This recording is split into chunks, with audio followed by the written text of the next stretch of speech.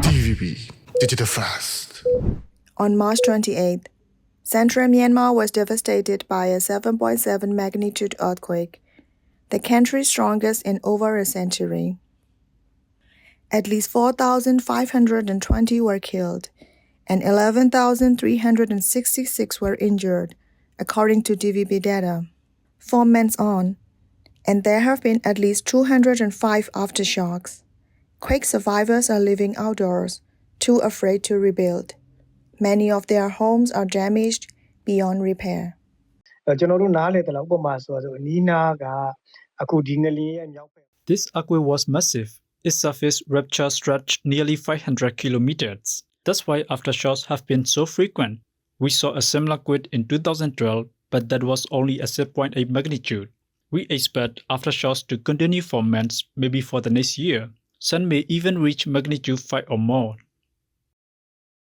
With this monsoon season, seeing more rain than usual, the response to this natural disaster has turned into a catastrophe.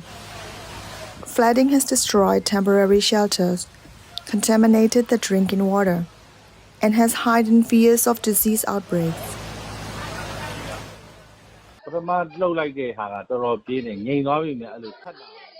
A recent aftershock brought the memories of flooding back, the shaking, then the silence. It felt like March 28th again. We're still terrified. Every aftershock makes us wonder if the big one is going to hit again. Despite the increasing need, aid hasn't reached most survivors. According to the UN, 6.3 million people require urgent assistance. Yet over 70% of the hardest hit areas have not received proper shelter kits. Civil servants in Naypyidaw, who were displaced from their homes during the earthquake, still live in tents. The authorities focus their efforts on rebuilding offices in the capital, not homes for regime officials.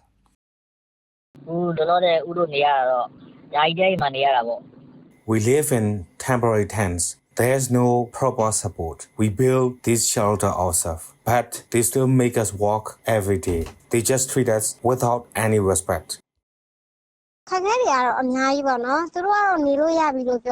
They say it's safe to return to our former living quarters, but we don't want to live there because of the damage caused by the quake. They told us our tents don't fit the city's image. To get a demolition permit, residents say they must pay 700,000 kyats or $333 for a senior engineer's signature. For most families, this cost is out of reach. Reconstruction hasn't started for most families. They fix homes that can be salvaged, but not those needing demolition. There are still situations where you have to pay money to get demolition or repair permits. Meanwhile, the regime pushes ahead with its planned 2025 election, set to begin in December. Regime leader Min Aung is saying it is the only way Myanmar can return to stability.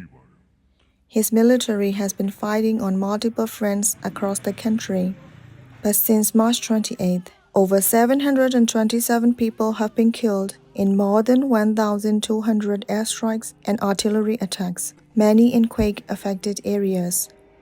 During the chaos over the last 4 months, quake survivors are leading the recovery efforts. Youth, civil society, and resistant groups are delivering food, medicine, and a little bit of hope.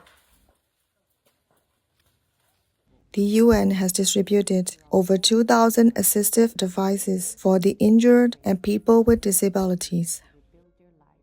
However, it cites mental health as a major and met need, especially for young people who've had their lives upended since the 2021 military coup.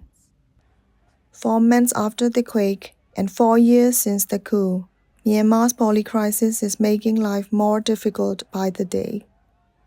Aid must be allowed to reach those in need without interference from the military, which has been accused of weaponizing it. Myanmar pro-democracy groups say that no election should be held under the regime in Naypyidaw.